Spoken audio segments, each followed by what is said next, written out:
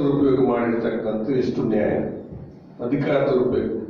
ಶಿಕ್ಷಣ ಇಲಾಖೆ ಇದೆ ಅಥವಾ ನೀವು ಹೇಳಿದಾಗೆ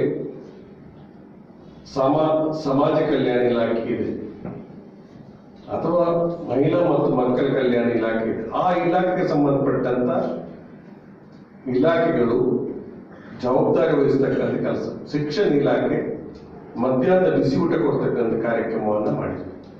ಮಧ್ಯಾಹ್ನ ಅನುದಾನ ಶಾಲೆಗೆ ಮಧ್ಯಾಹ್ನದ ಬಿಸಿ ಊಟ ಸಿಗುತ್ತೆ. ಮಧ್ಯಾಹ್ನದ ಬಿಸಿ ಊಟ ಕನ್ನಡ ಶಾಲೆಗೂ ಕೊಡ್ಬೋದು ಅವ್ರು ಬೇಕು ಅಂತಂದ್ರೆ. ಅವ್ರ ಹೈಸ್ಕೂಲ್ಗೆ ಸರ್ಕಾರ ಸಂಬಳ ಕೊಡ್ತದೆ, ಸಂಬಳ ಕೊಡ್ತಕ್ಕಂಥ ಶಾಲೆ ಅದು. ಅದ್ರ ಜೊತೆಯಲ್ಲಿ ನಾನು ಮತ್ತೆ ಯಾಕಂದ್ರೆ ನಾನು ಕ್ಲಾರಿಟಿ ಆಗ್ಬೇಕು, ಹುಣಚದಲ್ಲಿ ಒಂದು ಶಾಲೆ ಅದನ್ನು ಬಂದ್ ಮಾಡಿದ್ದಾರೆ ಇವರು ಸಂಘ ಪರಿವಾರದ ಸೇರಿಕೊಂಡು. ಮಕ್ಕಳನ್ನು ಹೊರಗೆ ಹಾಕಿ ಬೀಗ ಹಾಕಿದ್ದಾರೆ. ಒಂದು ವಾರ ಬಿಟ್ಟು ಆ ಶಾಲೆ ಸುಬ್ಬಣ್ಣ ಶಾಸ್ತ್ರಿಗಳ ಶಾಲೆ, ಹರ್ಷಶಾಸ್ತ್ರಿಯಿಂದ ಹೈಸ್ಕೂಲ್ ಮಾಡಿದ ಮೊಮ್ಮಗ. ಅದರಲ್ಲಿ ಒಂದು 8 ದಿವಸ ನಂತರ ಬಾಗಿಲು ತೆಗೆದಾಗ ಹುಳ ಬಂದಿತ್ತು. ಅದು ಕೂಡ ಜನರಿಗೆ ಗೊತ್ತಾಗಬೇಕು. ಈಗ ಮತ್ತೆ ಮಕ್ಕಳನ್ನ ಬೇಡಿಸಿ ಒಂದು ಕಾರ್ಯಕ್ರಮ ಹಾಕೋದು ತಾವೆಲ್ಲರೂ ಸತ್ಯ. ಇವತ್ತು ಈ ತರ ಅವ್ರು ಕೊಡ್ತಾರೆ ಇವ್ರು ಕೊಡ್ತಾರೆ ಅಂತೇಳಿ ಎಲಿಗೇಷನ್ ಮಾಡಿದಾಗ ನೀವು ಚರ್ಚೆಯಲ್ಲಿ ನೋಡಿರ್ಬೋದು. ನೀವು ದಕ್ಷಿಣ ಕನ್ನಡ ಜಿಲ್ಲೆಯಲ್ಲಿ ನಿಜವಾಗ್ಲೂ ಬುದ್ಧಿಮಾಂದ್ಯ ಮಕ್ಕಳಿಗೆ ಕೊಡೋದ್ರಲ್ಲಿ ಯಾವ ತಪ್ಪಿಲ್ಲ, ಕೊಡ್ಬೇಕು. ಅದನ್ನು ಕೂಡ ಪ್ರಶ್ನೆ ಮಾಡಿದ್ರು. ನೀವು ಅಲ್ಲಿ ಕೊಟ್ಟಿದ್ದೀರಿ, ಇಲ್ಲಿ ಯಾಕೆ ಕೊಟ್ಟು ಅದನ್ನು ಕಂಪೇರ್ ಮಾಡಬಾರ್ದು. ಮಾತಾಡುವವರು ಕಂಪೇರ್ ಮಾಡಬಾರ್ದು. ಅವರು ಕಂಪೇರ್ ಮಾಡಿದ್ರು. ಶಿಕ್ಷಣ ಇಲಾಖೆ ಮಾತ್ರ ಅದನ್ನು ನೋಡಬೇಕು.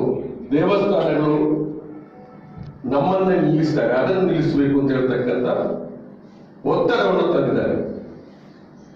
ಆ ವಿಚಾರವನ್ನು ಮಾತಾಡಬಾರ್ದು. ಅವರು ಕ್ರಿಶ್ಚಿಯನ್ ಶಾಲೆ ಕೊಡ್ತಾರೆ ಅಂತ ಹೇಳೋದನ್ನು ಕೂಡ ಒಂದು ಧರ್ಮದ ಉಲ್ಲೇಖವನ್ನ ಮಾಡಿ ಟೀಕೆ ಮಾಡತಕ್ಕಂಥ ಪ್ರಯತ್ನಗಳು ನಡೆಯಿತು. ಇದು ನನಗೆ ಆ ವಿಚಾರ ನನಗೆ ಸಂಬಂಧಪಟ್ಟದ್ದಲ್ಲ, ಆದರೆ ಮುಜರಾಯಿ ಇಲಾಖೆ ಸಂಬಂಧಪಟ್ಟದ್ದು.